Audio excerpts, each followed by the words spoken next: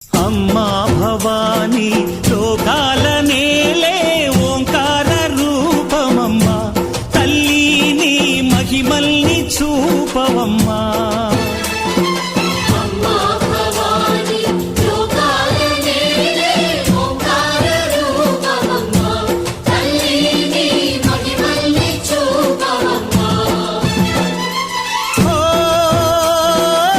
సృష్టికే దీపమా, శక్తికే మూలమా, సింహరథమే నీదమ్మా.